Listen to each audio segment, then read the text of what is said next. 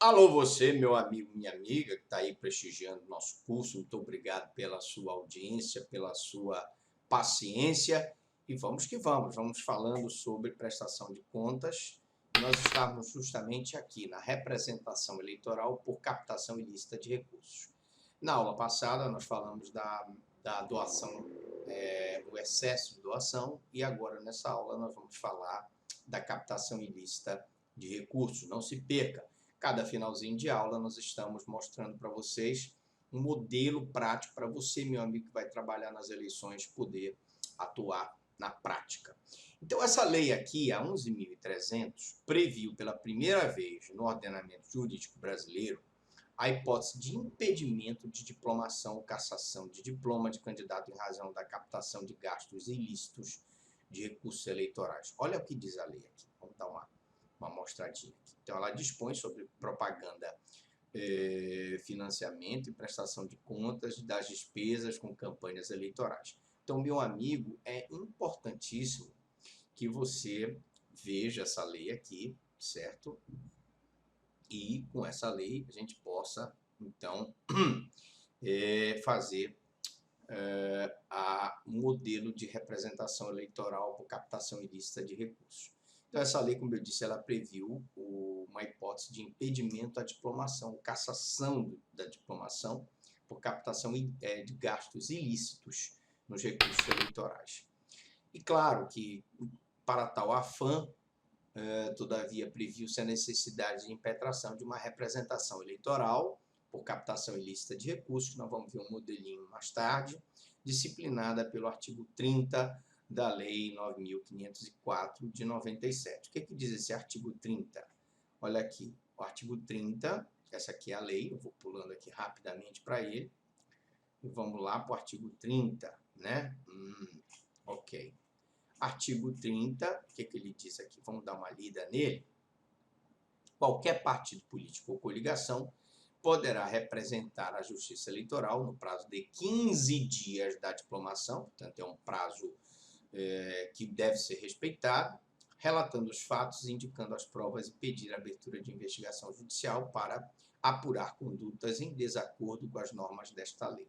Então você, meu amigo, está assistindo esse curso porque você pode não só vai fazer um concurso para direito eleitoral, em que envolve direito eleitoral, ou pode ser que você vai atuar nas eleições e queira aprender como faz uma representação.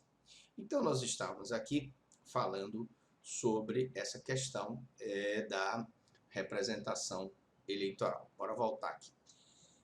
E, evidentemente, que nós temos que nos preocupar com essa prestação de contas dos partidos políticos, que a legislação aplicável, nós vimos no início, é a Lei 9.096/95, a resolução do TSE 23.607 de 2019, bem como resoluções específicas que para cada pleito, o pleito de 2020, que foi transferido para o dia 15 de novembro, com o segundo turno no dia 29 de novembro, vai ter então uma publicação até o mês da eleição, antes da eleição, para disciplinar essas questões. Mas a gente vai ver tudo isso na próxima aula, porque agora é a hora de falar sobre as petições. Bom, nós estamos falando aqui de uma petição eleitoral. Aqui eu tenho um modelo lá de redenção, da 50ª Zona Eleitoral, Ministério Público Eleitoral, entrou com pedido de providências, medida cautelar de antecipação de provas. O presente pedido se deve especificamente ao teor da representação em anexo, que sustenta a existência de diversos títulos eleitorais dispostos numa caixa de papelão mantida nas dependências da empresa Telecomunicações TV Carajás em Redenção.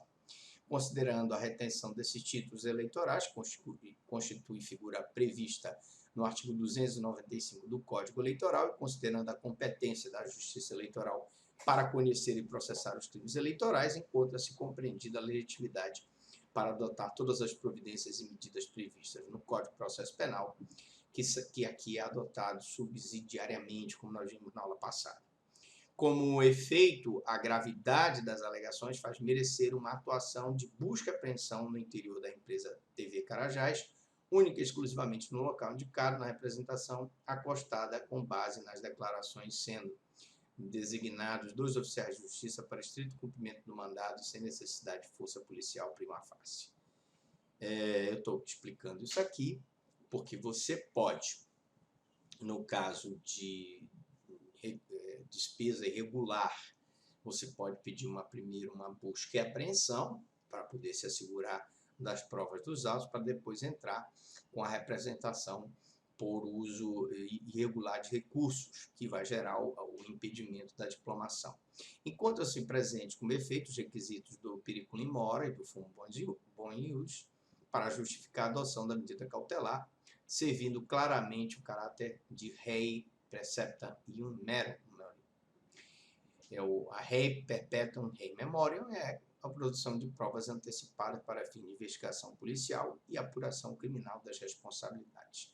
Este membro do Ministério Público Eleitoral pede a expedição de mandado de busca e apreensão e caráter satisfativo, medida após a diligência haver sido devidamente cumprida, que o procedimento seja arquivado, aguardando as medidas eventualmente pertinentes. Você vai buscar fazer essa busca e apreensão desses documentos, esse procedimento vai ficar lá para que você possa instruir a sua representação contra recurso contra a diplomação, por uso de poder econômico, por uso da máquina administrativa, por arrecadação em excesso, por recursos irregulares. Ok?